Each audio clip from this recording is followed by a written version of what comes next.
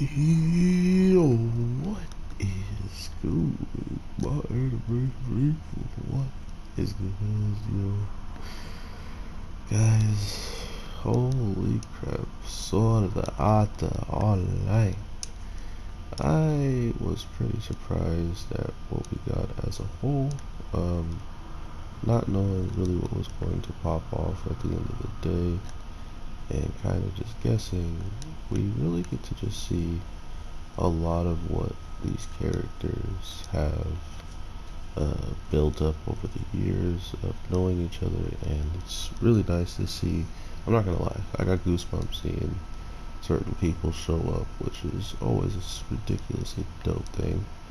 Um, but at the time, to think that all of this episode would look one way, and then all of a sudden we go back to the fight that was just ridiculously hyped. And next thing we know from there is they're just showcasing us how ridiculous their graphics can be, right? Like how ridiculous their animation is, all this different stuff. And to think that they're going to uh, they're gonna end the Sword Art series, like supposedly this is the last of Sword Art, and we should probably be expecting to see, like the actual conclusion of the series with this. Um, it kind of makes you think what will be their uh, true end story of this. If that is the case, if they are going to end it, what do they see themselves, like doing in the final moments, and where will we see, uh, you know, Kimito, Kimito and Asuna and all these Alice, what will happen to them pretty much is now the waiting game at this point. And I, I'm not entirely sure what I expect, but at the end of the day, I definitely just want to see this animation going at a 100%, because like I said, man, there's not a lot of shows that give you really good animation through and through, but then all of a sudden when they really want to amp it up, when they really want you to, see their animation even further, all of a sudden they give you what we see in this last fight towards the end of the episode, and it was just gorgeous. It was beautiful. It had so much going for it in these fights, so I'm pretty happy to see that once we get to the final fights, the animation is probably just gonna go into overdrive and look ridiculously polished and stuff like that. It's just a cup. It's just a nice fresh breath for fresh air for us. But yeah, to see the character I really did like the most and hoping he would make it, him not making it is okay, because of how he goes out was super ridiculously dope looking. Especially kind of learning what his attack was before the attack happened was also pretty cool to learn. I'm like, why does he see himself back when he got like his arm cut? Like, what is the significance of this? And I was thinking, I was like, wait a minute, if he controls time in any way, shape, or form, that's probably the past, and he can maybe attack him and take him out from the past, and he doesn't exist in the future. Like, no way that's gonna happen.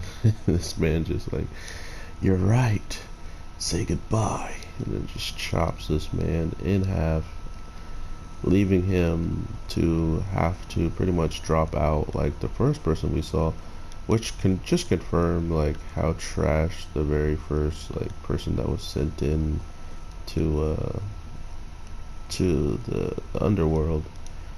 He was so trash. He got killed by just like the ground opening up underneath him.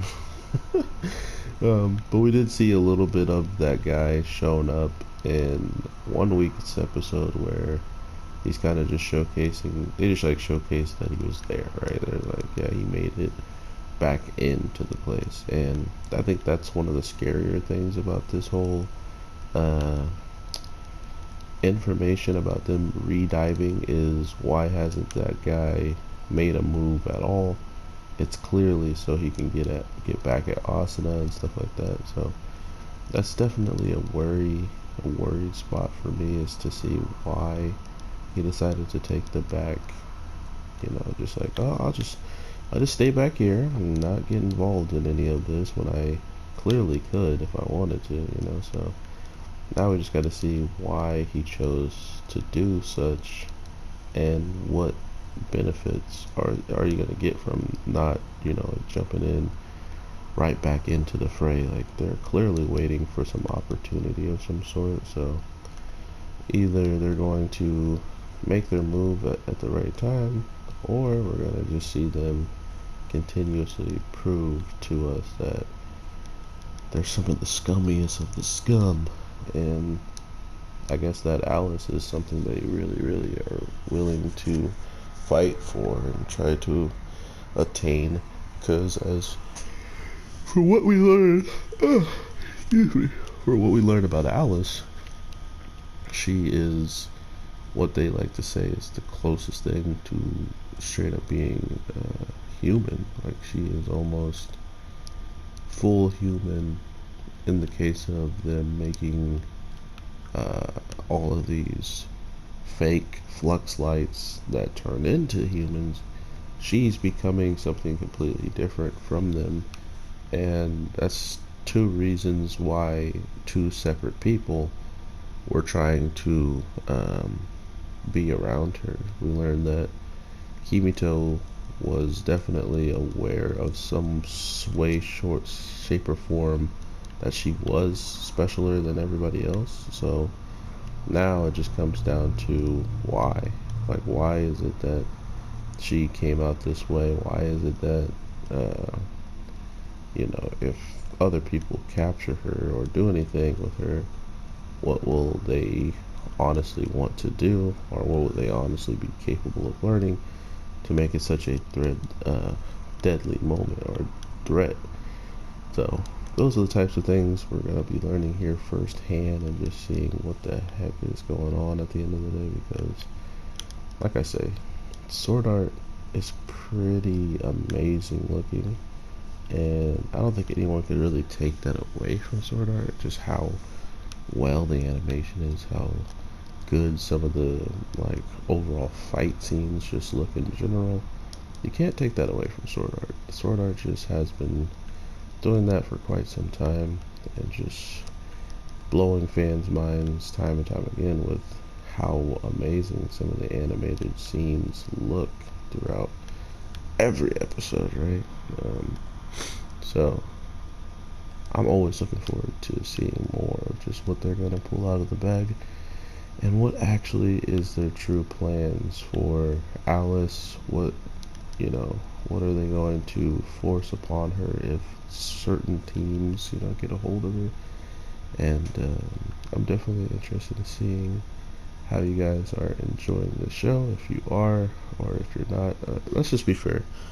I did not like the Alice part, or the Leafa part, man. That was super disturbing, and some other people called it as well disturbing. So I wasn't alone.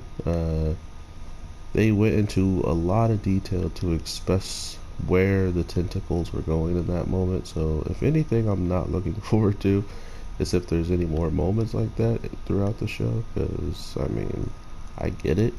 Like, that's a thing that these freaks can do. Cool. But do we have to go into so much detail where these tentacles are going? They could have, mind you, they're not just going places, they're like squirting blood after they go there, man. Like, I was not a fan. I was not a fan at all. So definitely not looking forward to that, if that is the case of where they're going with all of this yet again. But if not, and it's just more, you know, battles and people actually fighting and not just being taken hostage, we might be in for a good amount of some awesomeness. But with that guy getting taken out by my favorite character, it's pretty clear that it was all for naught in the grand scheme of just giving them a little bit of time for Alice to wake up, understand that she's in a situation that she needs to help everybody out with. She doesn't know really how much stuff has happened since she's been captured, but she's gonna have to find out. But if that guy can re-dive in as quickly as the other guy did, what's stopping him from getting back to Alice before she can even leave the position she's at? Especially if what that guy wrote down is anything of a location of where he was when he died, we would be looking at someone who has already just started to plan ahead even further than we are noticing, because he does definitely feel like he's got something going up his sleeves going forward. So definitely interested in seeing what that is going to be. Let me know if you guys again are enjoying yourself some Sword Art Online Alicization, because at this point I am enjoying it, but at the cost of trying to see like certain characters do certain stuff. And people are guessing that Yujo, or you know, the guy who looked like pretty much blonde haired Kimito, was going to be the reason that Kimito has even a better chance of coming back. And I was like, yeah, you know, maybe that could be the case. And then I watched a little. I was trying to skip the opener because the openers always spoil so much. And verbatim in the opener, Yujo is standing above Kimito, who's like drowning, and he drops like a droplet of maybe like his memory or something on Kimito, and then he's like, oh, that's what brings him back. You know. So this is why I don't watch openers. This is why I don't really care for just like songs in animes until like I hear them outside of the show, because that's not cool. I didn't want to see all that, you know. So to have that being thrown out there as casually as they did, it kind of sucks for me. But at the end of the day, I'm not tripping, because it is A, my fault for looking at the song, and B, it doesn't really seem like that is the end all be all way for them to be able to get what they want, right? Like to be able to get this handled, I feel. So I guess we'll see what they actually do at the end of the day with that, because I don't know if I believe I don't know if I believe that's their way of, you know, ending everything that we've been watching so far. So I'm really interested in seeing what you guys are saying about Sword Art as a whole. I will get back to another video here soon and drop that for y'all. So I hope you guys have a good one, and I will talk to you in the next one. So with all that being said, take care and peace. I can't wave. Kimito. We go like this. I guess I'll just wave. Bye.